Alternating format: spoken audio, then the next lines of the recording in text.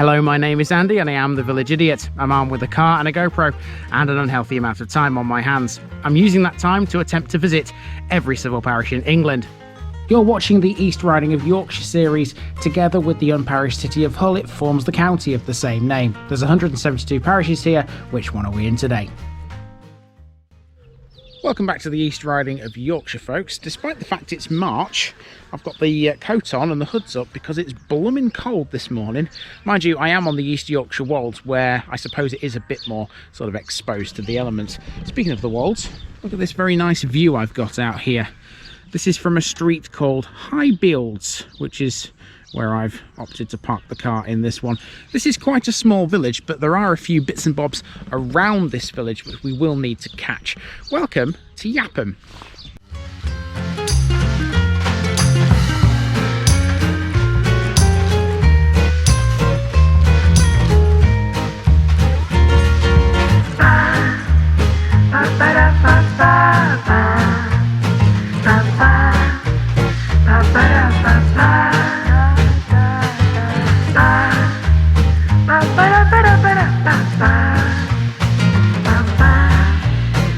Here's my disclaimer for people who may be watching me for the first time. I say things as I would in my native accent and dialect.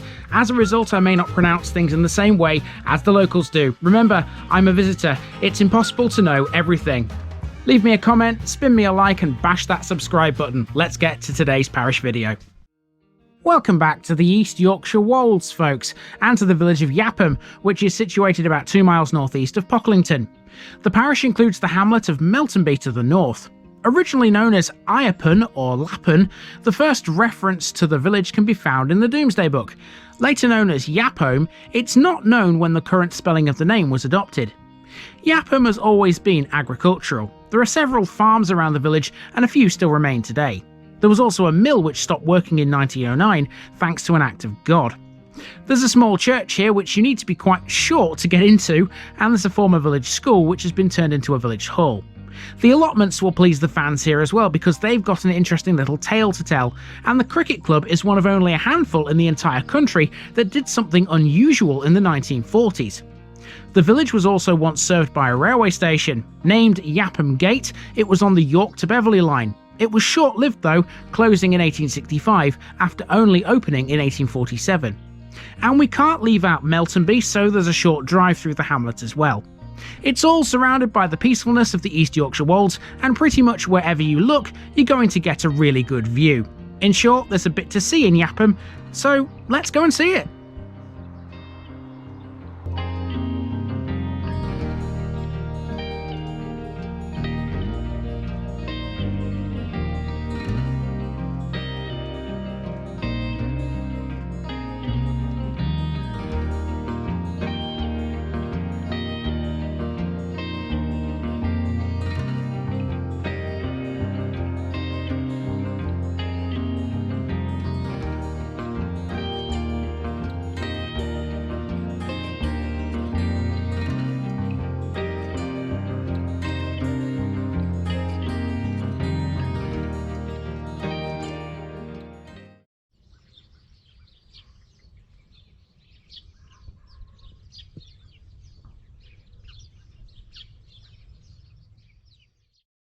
Would you look at these views?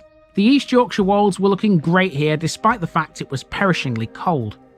Our first task in Yapham is to traverse a footpath which runs from Meltonby Lane to the Church of St Martin. Straight away we're into an area that's got some history. Check out the field around us. Historic England doesn't recognise these as earthworks, but they clearly are. From my experience, these are very likely to be the remains of a former village. Now we're into the churchyard. This is one of the smallest churches we've come across in this part of the world, and it was partially rebuilt in 1777 and 78. St Martin's consists of a chancel and a nave with a western turret containing one bell. The church was designated a Grade II listed building in 1967. It seems to be undergoing some repairs at the moment, so it is open. I went inside, and unless you're a leprechaun, you have to mind your head to get in. So once you've actually minded your head and not knocked yourself out, you can find your way into this church. As you can see, It's pretty simple. Got some blue pews here. You don't see them very often. Usually pews are brown, aren't they? But here there's blue. And look at the ceiling. That's also blue. If I just tilt the camera upwards, you can see. That's quite nice, isn't it? There's some tablets on the wall at the back. We'll go and have a look at those, and then we will depart from the church and carry on walking.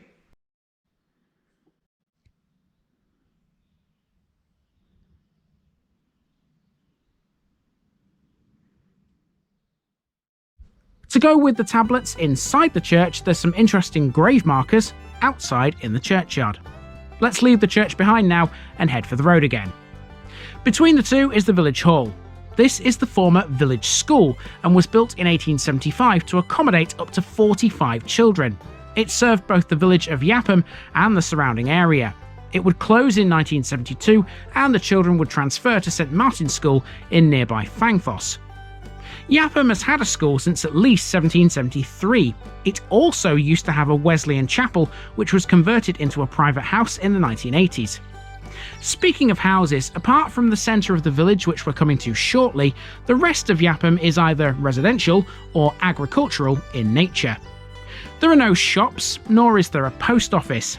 Despite that, there's still a sense of community out here, reinforced by a parish notice board and the old red phone box. Okay, now we're in the village centre, and like a twit, I've left my cards, my TVI cards, in the car.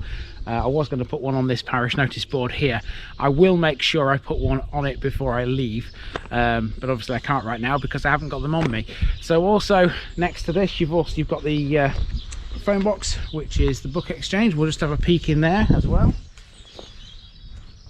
There we go. Typical book exchange here in the East Riding of Yorkshire. Nothing ever changes, does it? Right, okay, we are going that away next.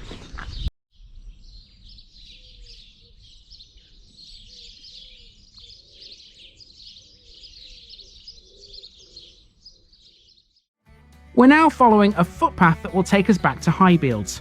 Again, most of this is residential. The population of Yapham has remained reasonably unchanged for many years.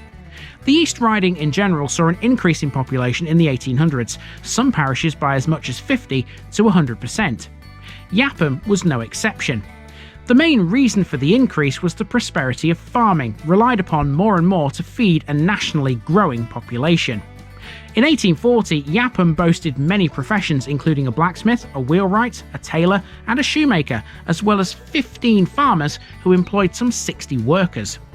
Rural population started to decline by the late 1800s, but Yapham would buck this trend. The 1891 census identified a population of 191, pretty good for Victorian times. It's held a population of about 200 ever since then. In 2001 it was down to 175, however there have been some new builds recently. Okay, we're back where we started here in Highfields, so it's a nice little circular route this. Not a very big village at all, quite frankly, and pretty easy to walk around. Now, there are some other bits and bobs to this parish. It's not just the Yapham village. One thing we need to cover is Meltonby, which is a small hamlet which is sort of that away out to the east. So let's go there next.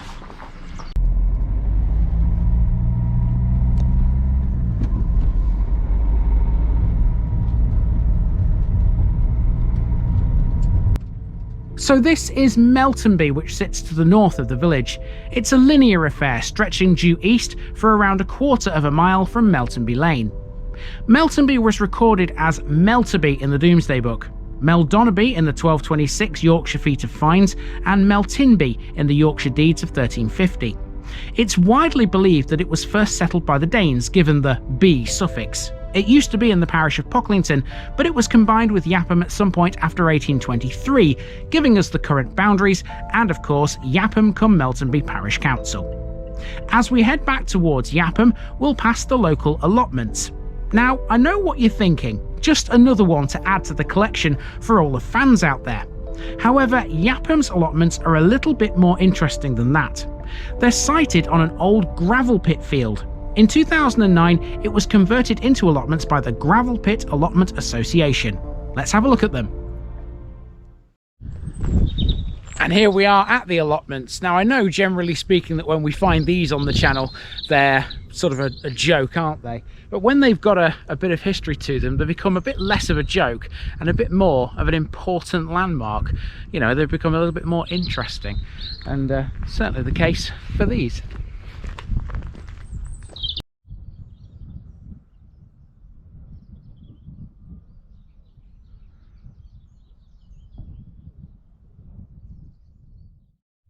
No other county is as passionate about its cricket as Yorkshire. Yapham's cricket club is a testament to that fact, as it's quite a notable club. Founded between the two world wars, the club have been playing at this very same cricket ground on the edge of the village for almost 100 years. They are one of only a handful of clubs that continue to play on through World War II. The club have a strong junior section, as well as both men's and ladies' senior teams. Now we've come a bit further south to a small cluster of houses called Yapham Mill. No prizes for guessing the reason for the name, because that is Yapham Mill. Now disused, Yapham Mill was a smock mill which once had 4 sails. In 1909 it was still working, but in the same year the sails were blown down and never replaced. Subsequently it was turned into a corn store and a pigeon cote. That large house in front of it is the mill house, and this can all be found off the road to Pocklington. And with the mill as my backdrop, that has been the parish of Yapham, and I do hope you have enjoyed it. Another one down in the East Riding of Yorkshire. Now I'm going to get on this road, which these cars are flying past me on, to go to my next one. I've been Andy, also known as the Village Idiot. This has been the parish of Yapham, and I'm out.